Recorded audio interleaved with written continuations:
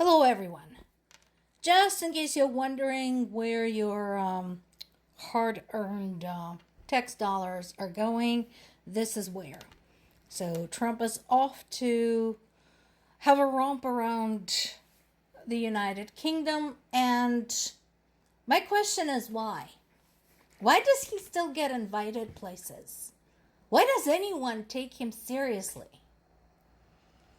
Also, let's not forget, the United Kingdom had long since positioned itself as an ally of Ukraine. Keir Starmer was very firm on that, and for some time. This is not new. So, to my British friends, I understand that you disagree with Keir Starmer on a lot of stuff, but it is a fact that he has been supportive of Ukraine. So, for Trump, who is basically Putin's buddy, to go to the United Kingdom, even now as everything about Ukraine hangs in the balance, sends a very dubious message. Now, I know my British friends, I know they will do their best to express the will of the British people and not British government and British royal family.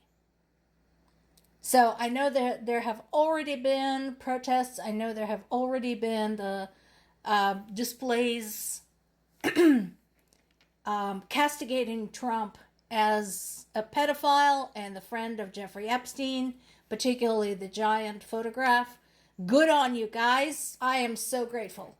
I'm so grateful that when it comes to that, you are all with us. So I know you'll make me proud.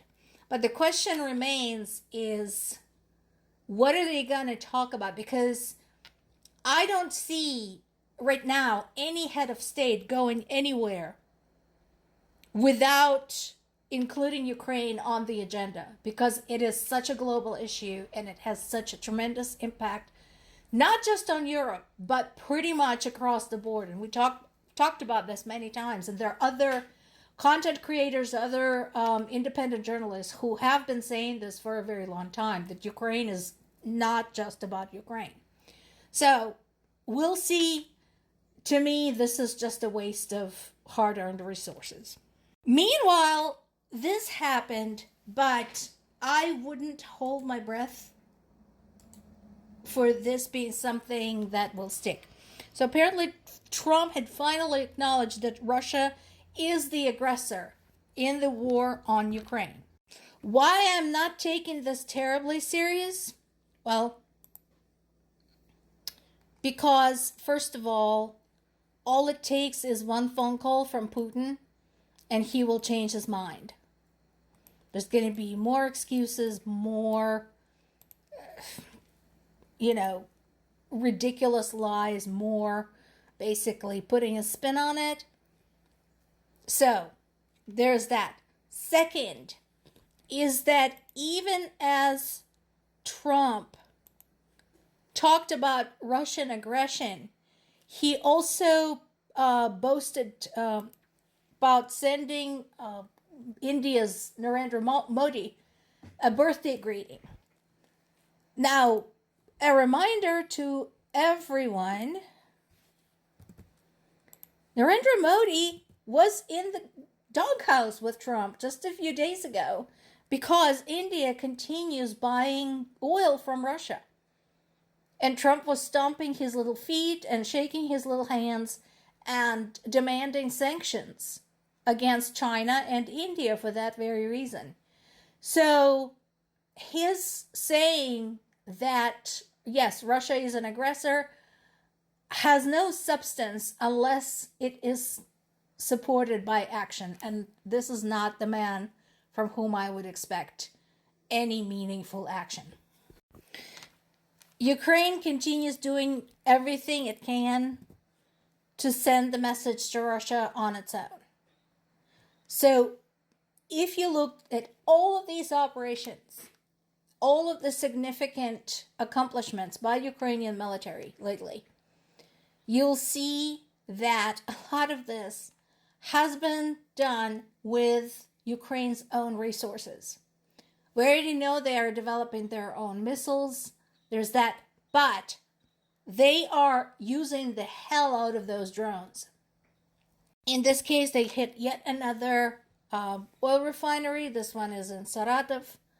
So, again, everybody buying oil from Russia, China, India, Hungary, Slovakia, Bosnia, you might not have any to buy. Or at least either the quantities are going to go down or the price will go up, or both. So this is once again a reminder when we're talking about Russian oil, a reminder to those who are saying, well, why doesn't Europe just stop buying Russian oil? They have, for the most part. Once again, the countries buying Russian oil are the supporters of Russia in Europe. And yes, I talked about this just yesterday. It doesn't make any sense. How is it that Ukraine has been protecting European interests for years, even before the full-scale invasion began? But it's not part of the European Union and might not become European Union. How is it that Ukraine has been defending European philosophy this entire time? But at the same time, we have the likes of Hungary, who makes no secret of support for Russia and continues buying Russian oil, and nothing happens to them. They get to keep their Schengen membership, and they get to keep their NATO membership. Yeah, it sucks. What can I tell you? The last but not the least, I wanted to share this story. This is a story of a Ukrainian journalist who was taken prisoner very, very early in the course of the war and had only just now returned home. He has been there for 3.5 years. So he was part of one of the recent prisoner swaps, and he's now taking this opportunity to talk about what it's like. Now, we talked about the fact that, the violations of Geneva Convention are rampant in Russia. That they have executed unarmed POWs, that they have tortured POWs.